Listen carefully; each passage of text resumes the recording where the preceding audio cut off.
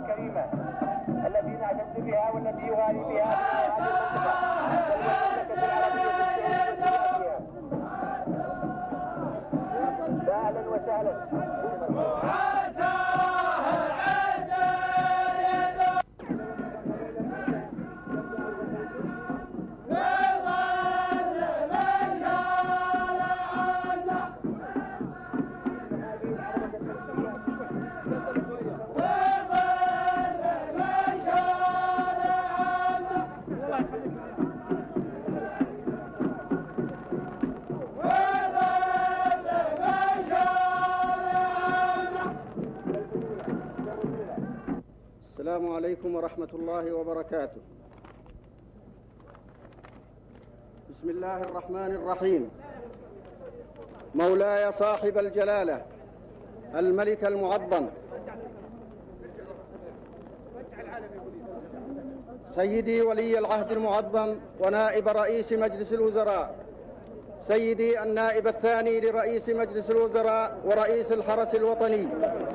أيها الحفل الكريم، يا صاحب الجلالة، باسم أمير وأهالي منطقة سدير أحييكم وصحبكم الكرام، وإنه لشرف عظيم لقلوب مخلصة في ولائها وأمينة في سرائها وضرائها على هذا الولاء. إنه لشرف عظيم أن يلتقي الأب بأبنائه في لحظة كهذه اللحظة التي ستظل خالدة في قلوبنا اليوم وغدا وإلى عمر طويل لجلالتكم إن شاء الله. ففرحة المواطن باللقاء بجلالتكم ليس بما يتحقق من خير من مجيء جلالتكم لمدنه وقراه فحسب، ولكن بتجدد اللقاء تتاح الفرصة للتعبير عن المحبة والولاء والعطاء النابعة من ضمائر مفطورة على الصدق والوفاء والمحبة والإيثار، وهي قيم صحرائنا تظهر في كل نبضة وحركة من سلوكنا. مولاي، إن تنافس المواطنين في جميع أنحاء المملكة على أيهم يحظى بوقت من جلالتكم أكثر. إن هذا التنافس الذي يعبر عن أصدق الولاء لعرشكم الغالي لم يكن تنافس جيل واحد، ولكنه تنافس أجيال مضت وحكت لنا نحن الجيل الحاضر قصتها وتاريخها مع آبائكم وأجدادكم، وأوصتنا أن نحافظ على هذا الولاء ونتنافس عليه، لأن فيه استقرارنا وأمننا وفيه وحدة كلمتنا. ونحن أبناؤكم يا صاحب الجلالة، أبناء هذه المنطقة، نرى في هذه اللحظات الزمنية القصيرة،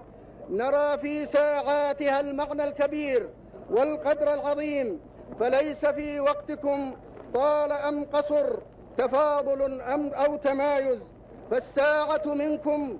بيننا لا تقاس بمقياس زمني. وإذا كان لنا اليوم شرف استقبال جلالتكم دون إخوة لنا داخل المملكة وخارجها لم يمكنهم الزمن القصير الذي تحددت فيه زيارة جلالتكم لنا من الحضور، فإننا باسم أمير وأهالي منطقة سدير، مدنها وقراها، صغيرها وكبيرها، نحيي جلالتكم ونرحب به بين أبنائه ومواطنيه، ونحيي ولي عهدكم الأمين ونائبكم الثاني،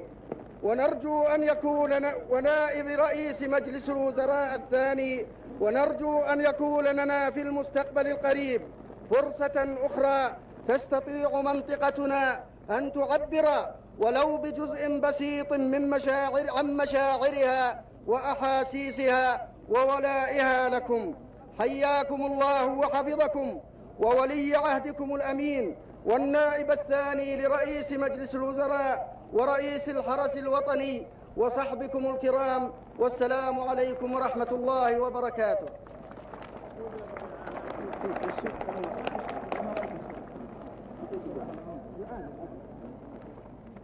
مولاي، وللشعر صوت يصور هذه المشاعر صاغها الأديب الشاعر الأستاذ عثمان بن سيار، يلقيها نيابة عنه الأستاذ إبراهيم بن أحمد العمر. بسم الله الرحمن الرحيم. السلام عليكم ورحمة الله وبركاته. وهذه الفيحاء يعلو جبينها كما شع في الأفق المضيء شهاب، إذا عاهدت لم تلو عهدا ولم يفت، وإن وفاء خالصا وصواب، تضم جناحيها على كل ماجد،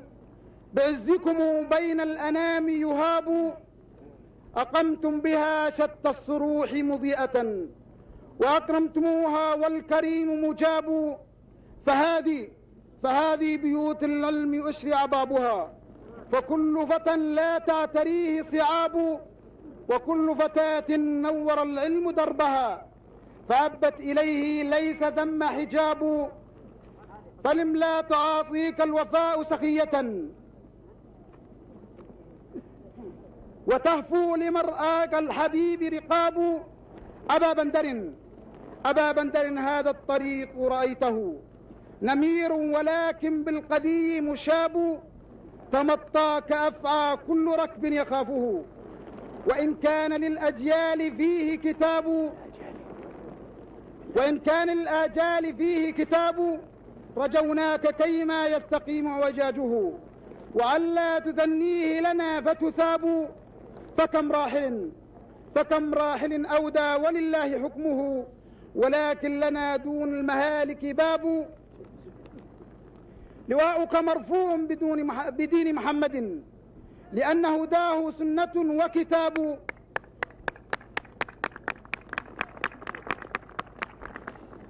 فدمت لنا يا والدا خير والد، محضناه حبا ليس فيه كذاب، ودام على يمناك فهد، وإنه أخو الرأي إن عش الأمور ضباب، وعضك عبد الله عزم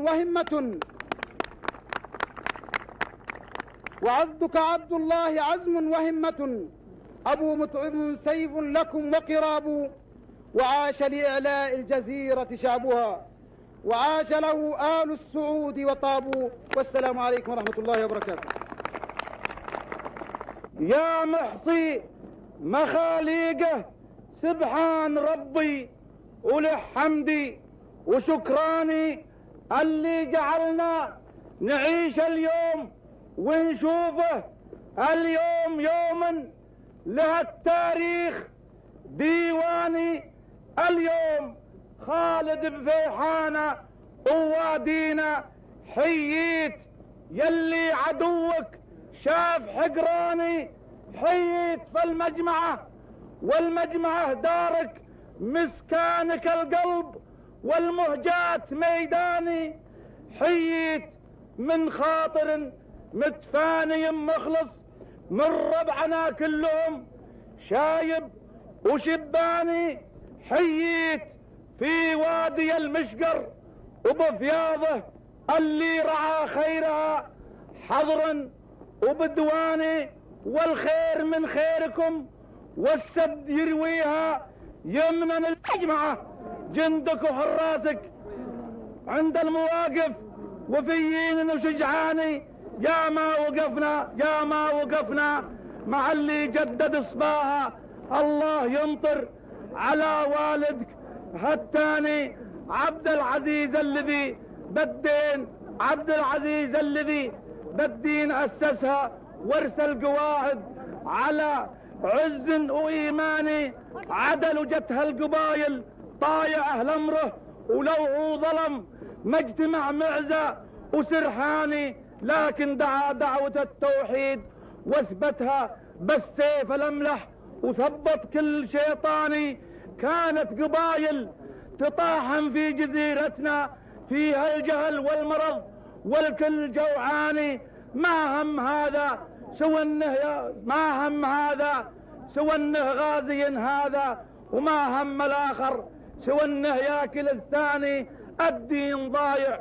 وخوف الله فارقهم والجهل مطبق وظلم الخلق سياني، وجاهبوا تركي بنية صادق مخلص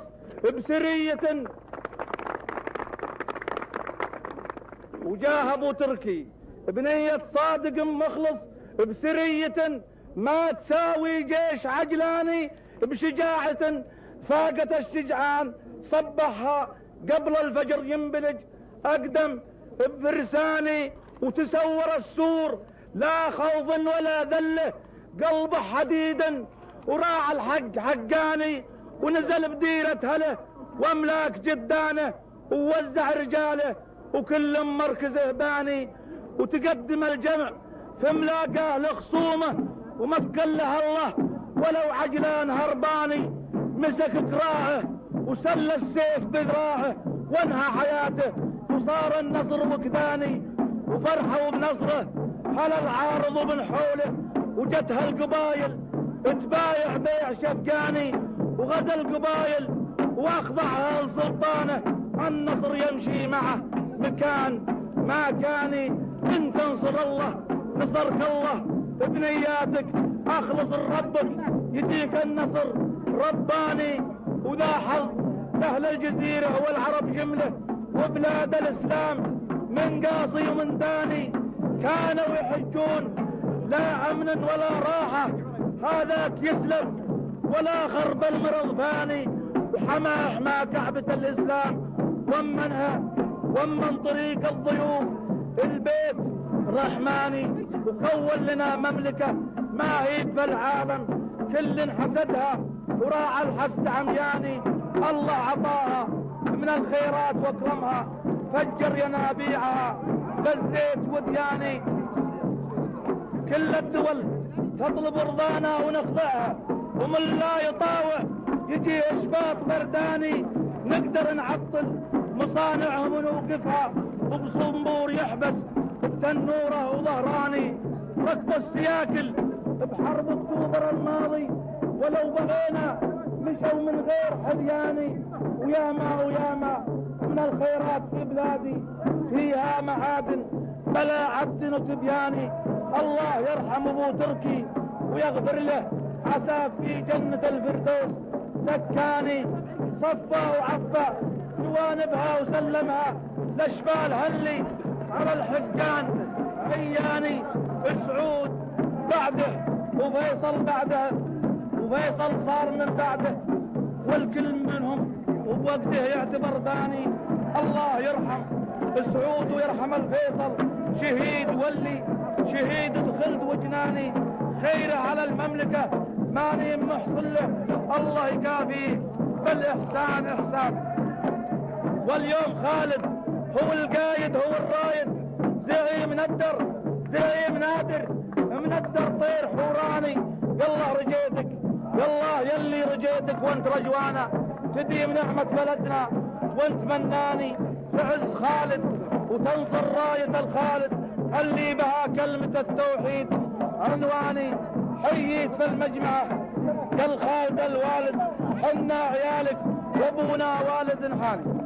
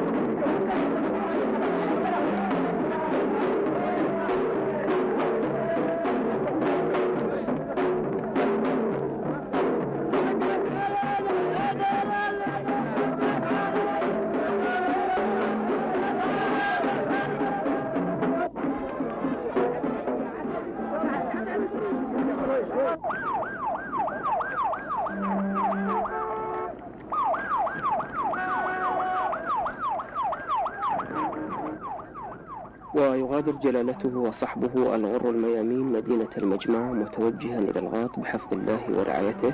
مودعا بمثل ما استقبل به من حفاوة وترحيب وتكريم.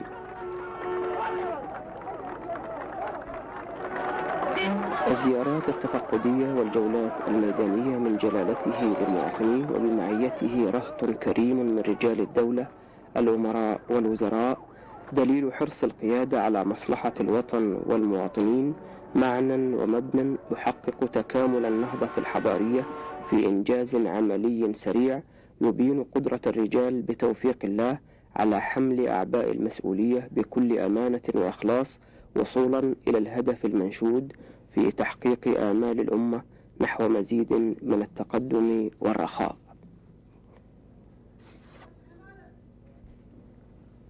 وفي ظهر هذا اليوم وصل موكب جلالة الملك خالد بن عبد العزيز المفدى بحفظ الله ورعايته إلى مدينة الغاط، وبمعية جلالته صاحب السمو الملكي الأمير فهد بن عبد العزيز ولي العهد ونائب رئيس مجلس الوزراء، وصاحب السمو الملكي الأمير عبد الله بن عبد العزيز النائب الثاني لرئيس مجلس الوزراء ورئيس الحرس الوطني، وصاحب السمو الملكي الأمير سلطان بن عبد العزيز وزير الدفاع والطيران، وعدد من أصحاب السمو الملكي الأمراء والمعالي الوزراء وكبار المسؤولين من مدنيين وعسكريين. وكان في استقبال جلالته